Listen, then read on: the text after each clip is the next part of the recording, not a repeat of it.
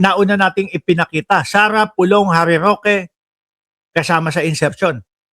1 billion? Diba? Paalam, Ma'am Neng Gigi.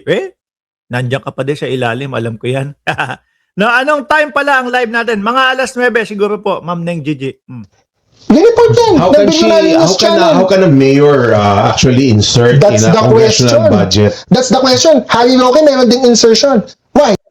Lalo pang linubog. How can be a mayor insert a budget? lalo pang ililubog. Ang mahirap po kasi dito sa mga ito, kapag kayong mga pangalan na alam nila na kalaban ng mga Duterte, kalaban ng mga DDS, masaya, naku, lagot kayo, yari kayo. Pero kapag kayong mga kakampi na nila o yung mga sinusuportahan na nila, mga bossing, paano ba, alam mo yun, parang hindi pwede. Selective talaga itong mga ito. Kasi si Duterte ang presidente.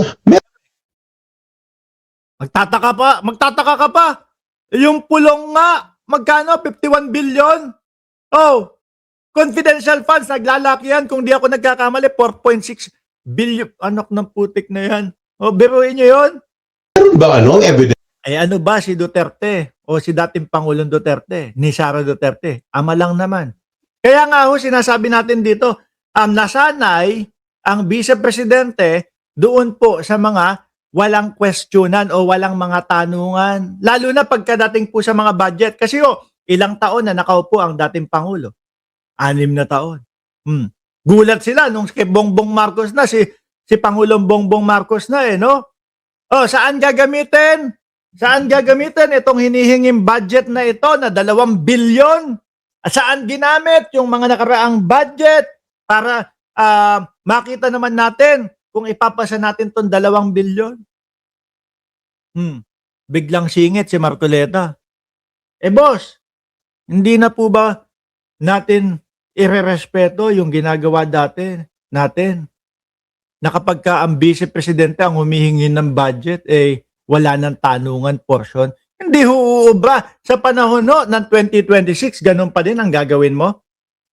Ubus na ang pera ng bayan. Hahayaan mo pa din yung gano'n na walang tanungan portion kasi vice-presidente, kasi yun yung nakaugalian. Hindi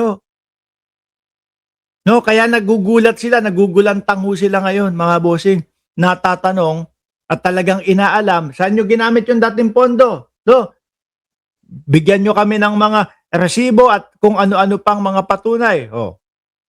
Nung panahon nila, walang ganun. To that? Yes, binalita yan ng bilyonaryo. Bakit hindi ba Nauna, di ba? Nauna yung balita natin. kinasuhan ni Sara Duterte ang Billionaire News Channel for libel if mali yung report? No, but then she would have to sue everyone for libel if that's the case. No, si Billionaire lang nag-report kasi exclusive niya yun Cabral Files / DPWH Leaks. Tanong mo yung best friend mo, si Congressman Leviste. He has the Cabral Files. Did you check it?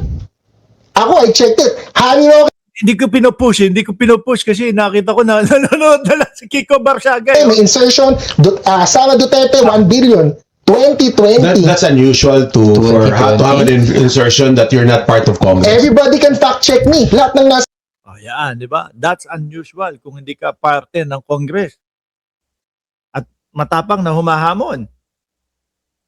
I-fact check nyo daw si Jesus Palsis. Which is, yun yung pinakita natin. sa internet, i-search nyo lang. BNC, 1 billion. Sara Duterte. Sigurado si Attorney Libayan, tinitingnan niya ngayon yan. Go! Meron ba silang meron silang pagdedebate ni Libayan at ni Jesus Palsis? Mga kababayan, magandang mapanood yan. Ano po? Eto si Libayan, si Attorney Libayan, meron ako mga part na mga pinapanood na umaagree ako sa kanya mga bossing, no? Meron naman ding hindi ako umaagree, mga kababayan. Pero napakaganda nitong mapapanood natin. Sa anong channel? Kay Attorney Libayan? Abangan natin yan. So ngayon, para dun sa mga nagsasabi, baka hindi nila nakita ito yung Billionaire News na sinasabi, mga bossing, na ibinalita po sa Billionaire News. Ibabalik ko lang saglit. Na rin si VP Sara ng tinaguriang DPWH leaks na hawak ng bilyonaryo news channel. Laman din ng dokumento ang kanyang kapatid na si Congressman Pulong Duterte at longtime ally na attorney Harry Roque. Narito ang exclusive. Yan ha? Inano ko lang. Pwede nyo panoorin sa Bilyonaryo News Channel. Ngayon mga bossing, isingit ko lang po ito. No?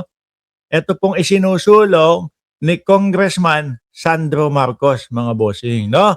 Representative Marcos urge sweeping ATM, bank fee, relief for all Filipinos. No? Maganda ho yan, mga kababayan, kasi madami din pong mga extracurricular na mga nababawas eh, 'di ba? Lalo na pag magwi-withdraw ka lang, may mababawas na din sa iyo pagka alam niyo ho 'yun. Tsaka yung mga monthly na mga bank fees. Kaya lang ang nakikita ko ho dito, interbank ATM withdrawal fee currently stand 18 pesos while online transfer charge can reach up to 25 per transaction cost. That mabigat po itong laban, pero bakit to? Kasi syempre, yan mo yung mga pinagkakakitaan ng mga bangko. Diyan po sila kumukuha ng kita, yung mga bank fees. Pero since ito po isinusulong ni Congressman Sandro Marcos, siguro ang maging ending niyan, mabawasan. Ano po? Pero yung totally matanggal, maalis, kumbaga, miski naman ho dito sa ibang miski naman ho dito sa ibang bansa, every transaction, meron din pong bawas eh. Ano po? Siguro ang pinakamaganda dito, mabawasan. Pero sa nakikita natin, at least merong kongresista na nagsusulong, sana mabawasan or kung hindi man, wag na lang per transaction. Pero yung monthly charge ng bank na nakikita ko ho, minsan magkano ba yan? Mga $1, $3. Tingin ko malabo iyon. Pero hanga ako dito sa mga ito ho, kila Congressman Sandro Marcos. No?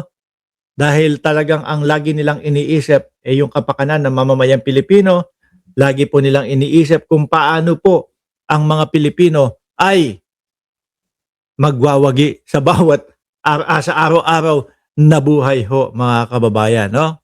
Suporta tayo dyan, syempre ho, mga bossing. Hindi natin papabayaan yan. No? Lagi tayo nakasuporta kila Congressman Sandro Marcos. Kagaya ng travel tax. Approve na, sabi dito? Ako, walang bayad na bank fees kahit sa ATM withdrawal or EFT free sa bangko ko. Sana all. Ako meron monthly, tapos kada transaction, ikaw na ang maging ma'am ng GG. Anyway, mga bossing, puntahan ko lang ito. Nasaan ba yun? Mabilisan. Yung sa impeachment, yung sa TRO. Nako, mukhang wala pa din yata. Mukhang matutuloy-tuloy po yung impeachment, mga boss. Hear your take on Vice President Sara Duterte and her team, this time seeking Supreme Court intervention to halt the impeachment proceedings. Ano po ang...